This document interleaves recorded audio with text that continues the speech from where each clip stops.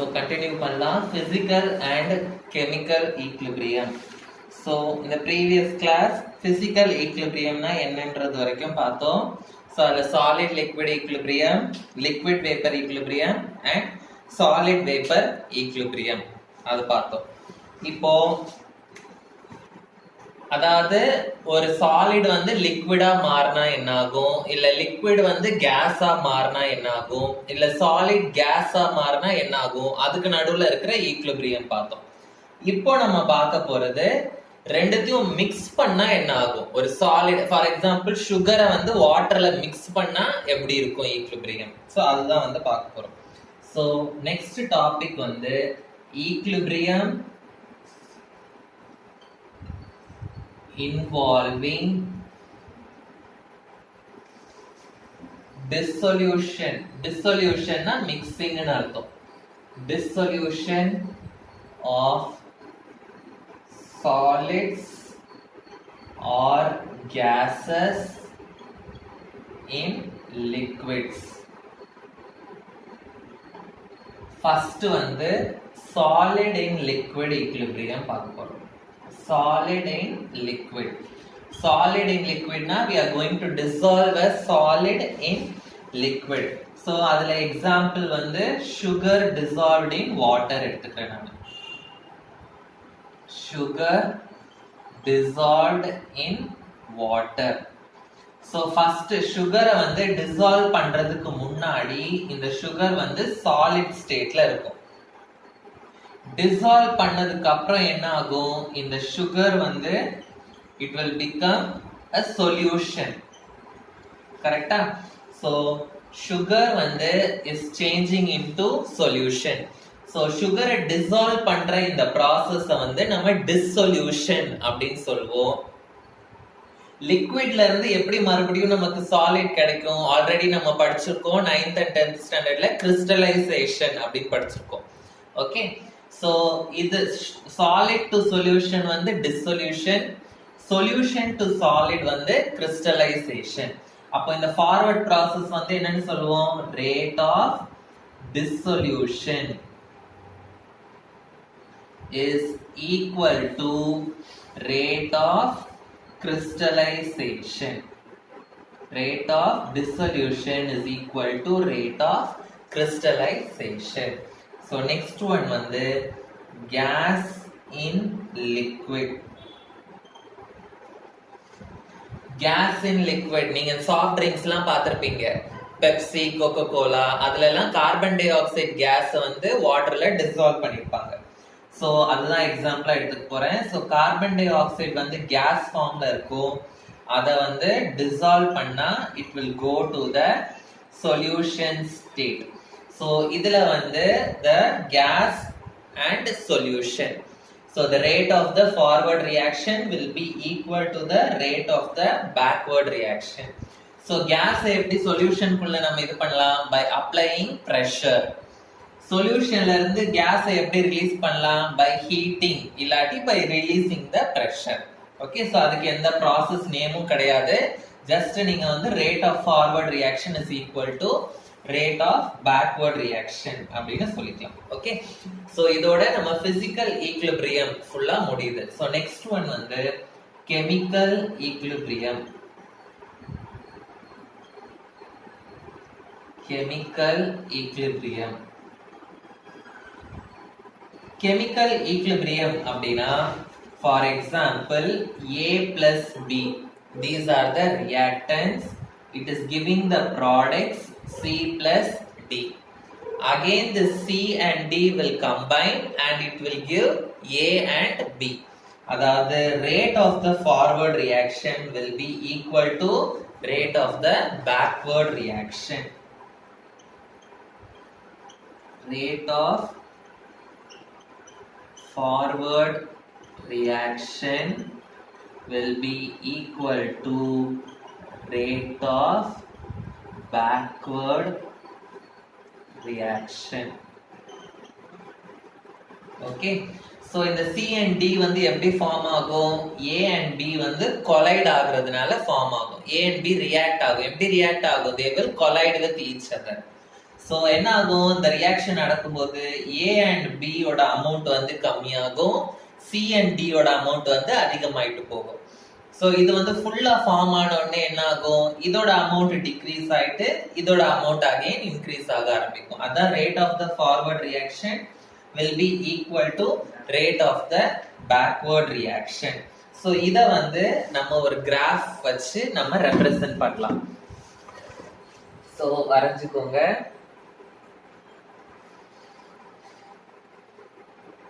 Time, இது வந்து reaction rate. Reaction rate அப்படின்னா rate of the reaction. Okay, so forward reaction. Forward ரியாக்ஷன்ல வந்து என்ன ஆகுது, ஏ அண்ட் பி யோட கான்சென்ட்ரேஷன் வந்து டிக்ரீஸ் ஆகுது. ஸோ ஏ அண்ட் பி இங்க இருக்குன்னா அதோட கான்சென்ட்ரேஷன் டிக்ரீஸ் ஆகி இப்படி ஒரு கர்வ் வந்து நமக்கு கிடைக்கும். ஸோ ஏ அண்ட் பி யோட கான்சென்ட்ரேஷன் டிக்ரீஸ் ஆயிட்டு இருக்கும் போதே எதோட கான்சென்ட்ரேஷன் இன்க்ரீஸ் ஆகுது, சி அண்ட் டி யோட கான்சென்ட்ரேஷன் இன்க்ரீஸ் ஆகுது. ஸோ சி அண்ட் டி யோட கான்சென்ட்ரேஷன் இன்க்ரீஸ் ஆகுது வந்து இப்படி ரெப்ரசன்ட் பண்ணலாம். ஸோ அட் அ பர்டிகுலர் டைம்ல வந்து the rate of the forward reaction and the rate of the backward reaction will be same. So இது வந்து forward rate, இது வந்து reverse rate. So at a particular time இந்த ரெண்டு ரேட்டுமே வந்து ஈக்குவல் ஆயிடும். ஸோ அதை தான் வந்து நம்ம ஈக்லிபிரியம் அப்படின்னு சொல்றோம். ஓகே, ஸோ இது வந்து ரேட்டை வச்சு வரைஞ்சிருக்கோம். கான்சென்ட்ரேஷன் வந்து என்ன ஆகுது, ஏ அண்ட் பி யோட கான்சென்ட்ரேஷன் வந்து டிக்ரீஸ் ஆகுது, சி அண்ட் டி யோட கான்சென்ட்ரேஷன் வந்து இன்க்ரீஸ் ஆகுது. ஸோ கான்சென்ட்ரேஷன் வச்சு நம்ம எப்படி ரெப்ரசன்ட் பண்ணலாம் அப்படின்னா, so time and concentration. So இந்த கான்சென்ட்ரேஷன் டிக்ரீஸ் ஆகும், இந்த கான்சென்ட்ரேஷன் வந்து இன்க்ரீஸ் ஆகும். ஸோ ரியாக்டன்ஸ் ஓட கான்சென்ட்ரேஷன் வந்து டிக்ரீசஸ் அண்ட் ப்ராடக்ட்ஸ் ஓட கான்சென்ட்ரேஷன் வந்து இன்க்ரீசஸ். ரிவர்ஸ் ரியாக்ஷன்ல வந்து இது ரெண்டும் ரியாக்டன்ஸ், இதோட concentration decreases, A and B வந்து ப்ராடக்டா இருக்கும், அதோட கான்சென்ட்ரேஷன் வந்து இன்க்ரீசஸ். ஓகே, ஸோ ஈக்லிபிரியம்ல வந்து ஈக்லிபிரியம்னா நான் என்ன சொல்லியிருக்கேன், அமௌண்ட் வந்து மாறவே மாறாது. இந்த சைட்ல இருக்க அமௌண்ட் வந்து will be equal to இந்த சைட்ல இருக்கிற அமௌண்ட். ஸோ ஈக்லிபிரியம் பிளேஸ்ல வந்து there will be no change in the concentration. There will be no change in the concentration. Okay, so இதுதான் வந்து physical equilibrium and chemical equilibrium. So next one வந்து dynamic equilibrium.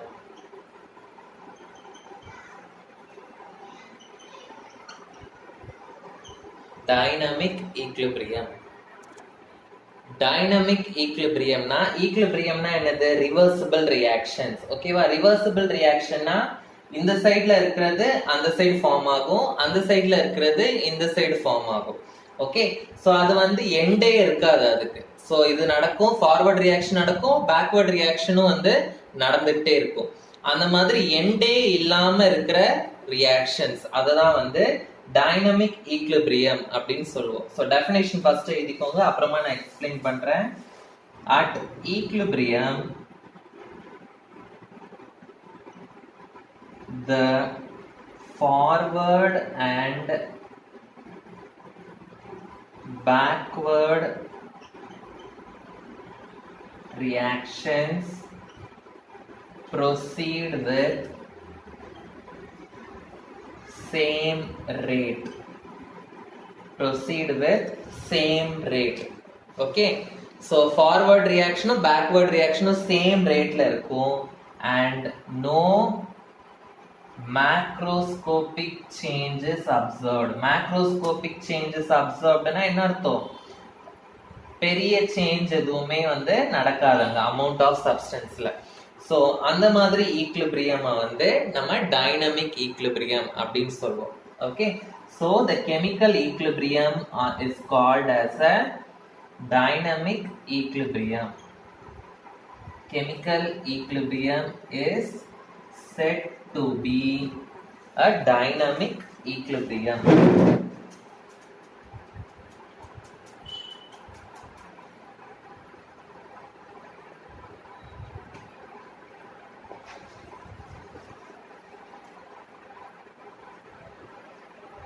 இப்போ நான் வந்து ஒரு example சொல்றேன். ஒரு பில்டிங்ல ஃபர்ஸ்ட் ஃப்ளோர் இருக்கு, செகண்ட் ஃப்ளோர் இருக்கு. Okay, so first floor, second floor. So இங்க வந்து 5 பேர் இருக்காங்க, இங்கேயும் 5 பேர் இருக்காங்க. ஓகே, சோ இந்த 5 people வந்து ஃபர்ஸ்ட் ஃப்ளோர்ல இருந்து செகண்ட் ஃப்ளோருக்கு போறாங்க. At the same time second ஃப்ளோர்ல இருக்கிற இந்த 5 பேர் வந்து ஃபர்ஸ்ட் ஃப்ளோருக்கு வராங்க. சோ இங்க பாத்தீங்கன்னா சேஞ்ச் நடக்குது. ஓகே, இந்த பீப்புள் வந்து இங்க போறாங்க, இந்த பீப்புள் இங்க வராங்க. அதாவது இத ரியாக்டன்ட்னு வச்சுக்கிட்டோம், இத ப்ராடக்ட்னு வச்சுக்கிட்டோம்னா reactant is forming product, product is again forming reactant. ஆனா ரெண்டுமே வந்து பாக்குறதுக்கு சேமா தான் இருக்கும். இங்க அமௌண்ட் 5, இங்கேயும் அமௌண்ட் வந்து 5 தான். சோ அது வந்து மாறாது. சோ அதுதான் வந்து டைனமிக் ஈக்விலிபிரியம் அப்படின்னு சொல்லுவோம். சோ எக்ஸாம்பிள் வந்து H2 gas plus I2 gas gives 2HI gas. So இது வந்து dynamic equilibrium. So next one வந்து homogeneous equilibrium.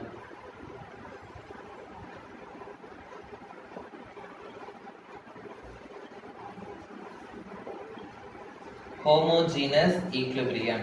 Homogeneous equilibrium na reactant and product will be in the same phase. Same phase na reactants solid ah irundha product solid ah irukum. Reactants liquid ah irundha product liquid ah irukum. Reactants gas ah irundha product gas ah irukum. So andha madiri irundaduna adu vandu homogeneous equilibrium. So homogeneous equilibrium அப்படினா reactants and products are in the same phase. So example in the same இதுவே எழுதிக்கலாம். H2 gas plus I2 gas gives 2HI gas. So இதுல பாத்தீங்கன்னா all the substances, all the things are in the gaseous state. Okay, so இன்னொரு example எழுதிக்கலாம். CH3 COO CH3 aqueous. Aqueous na it is mixed with water அப்படின்னு அர்த்தம். அதான் aqueous state. Plus H2O aqueous, it will give CH3 COOH plus CH3OH. So இதுவும் aqueous, இதுவும் aqueous. So இதெல்லாம் வந்து examples for homogeneous equilibrium. Next வந்து heterogeneous equilibrium. Heterogeneous equilibrium. Heterogeneous equilibrium na reactants and products will be in different phase. அதாவது reactants liquid ஆ இருந்தா product gas ஆ இருக்கும். So அந்த மாதிரி மாறி மாறி இருக்கு. Okay, so heterogeneous equilibrium na reactants and products are in different phases. Different phases. Example H2O liquid வந்து vaporize ஆனா என்ன ஆகும்? H2O gas ஆ மாறும். So இதுல வந்து இந்த சைடு reactant வந்து liquid and product வந்து gas. So இது different phase ஆ இருக்கிறதுனால இது வந்து heterogeneous equilibrium. Next, calcium carbonate decomposition. Calcium carbonate வந்து solid. இந்த 10th standardலயே படிச்சிருப்பீங்க. இது decompose ஆனா it will form calcium oxide plus carbon dioxide. Calcium oxide solid, carbon dioxide வந்து gas. ஸோ இதுலயும் வந்து ரியாக்டன்ட் வந்து வெறும் சாலிட், பட் ப்ராடக்ட் சைடு வந்து சாலிட் அண்ட் கேஸ் ரெண்டுமே இருக்கு.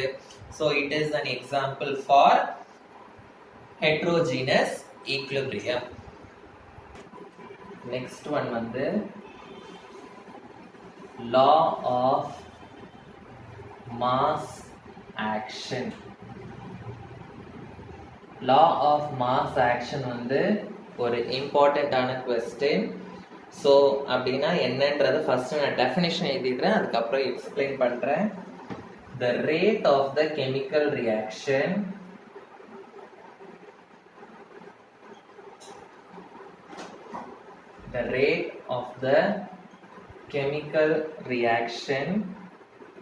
is directly proportional to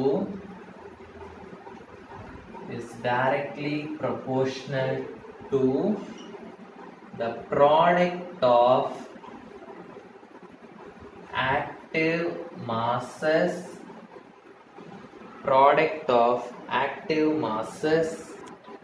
of the reactants.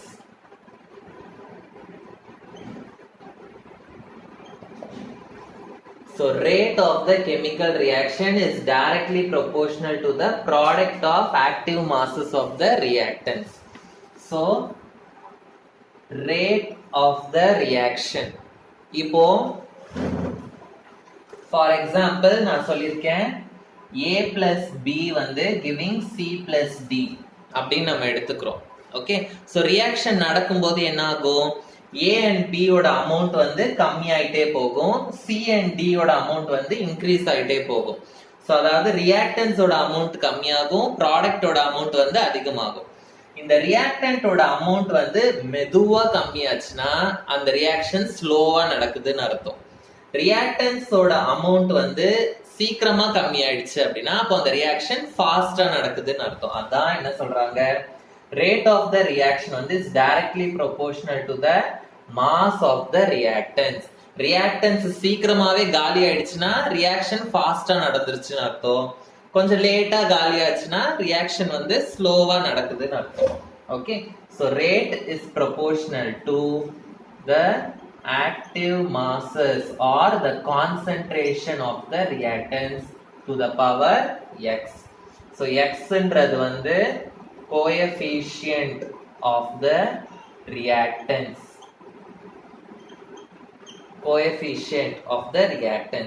So active mass of the reactants.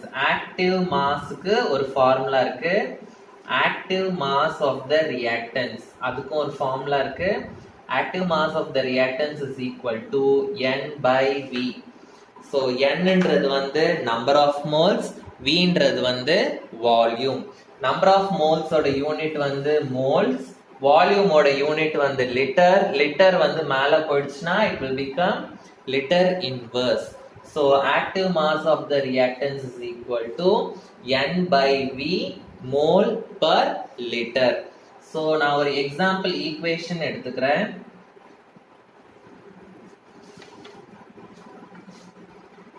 XA plus YB giving LC plus MD.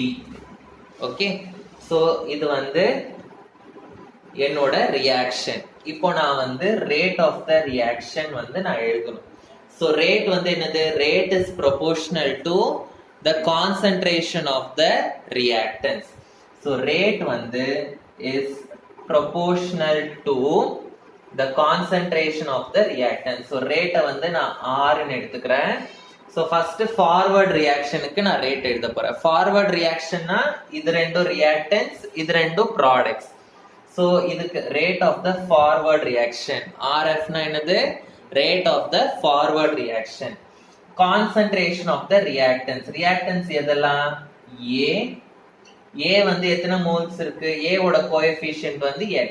so A power x into B வந்து அடுத்த reactant, B ஓட coefficient வந்து y, so B power y. so proportionality sign remove பண்றதுக்கு நான் வந்து ஒரு constant add பண்ணனும்.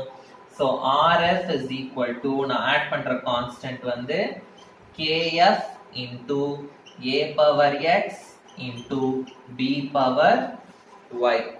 So kன்றது வந்து is a constant. Suppose அதே இது backward reactionக்கு நான் ரேட் எழுதுனா என்ன ஆகும்? Backward reactionல வந்து C and D வந்து reactants, இது வந்து products. So backward reactionக்கு எப்படி ரேட் எழுதலாம்? Rate of the backward reaction RB அப்படின்னு எழுதுவேன் is proportional to concentration of C. C ஓட coefficient வந்து L. So C to the power L. Concentration of D. D ஓட coefficient வந்து M. So D power M. So RB is equal to KF க்கு பதிலா நான் வந்து KB ன்னு எழுதுவேன் இங்க constant. ஏன்னா இது வந்து for the backward reaction KB C to the power L D to the power M. So இதுதான் வந்து rate of the forward reaction, rate of the backward reaction. So KF and KB அப்படின்றது வந்து proportionality constant. Proportionality constants. So remaining equilibrium constants na என்ன அப்படின்ற topic வந்து நான் next கிளாஸ்ல teach பண்றேன். ஸோ இது வரைக்கும் நம்ம இந்த லெசன்ல படிச்சது பிசிக்கல் ஈக்லிபிரியம்னா என்ன, கெமிக்கல் ஈக்லிபிரியம்னா என்ன, டைனமிக் ஈக்லிபிரியம்னா என்ன, ஹோமோஜீனஸ் ஈக்லிபிரியம், ஹெட்ரோஜீனஸ் ஈக்லிபிரியம், அப்புறம் law of mass action. So ஒரு ஈக்குவேஷன் கொடுத்தா அதுக்கு rate of the forward reaction, rate of the backward reaction எப்படி எழுதுறதுன்றது வரைக்கும் முடிச்சிருக்கோம். Okay, so the remaining things வந்து நான் நெக்ஸ்ட் கிளாஸ்ல டீச் பண்றேன். தேங்க்யூ.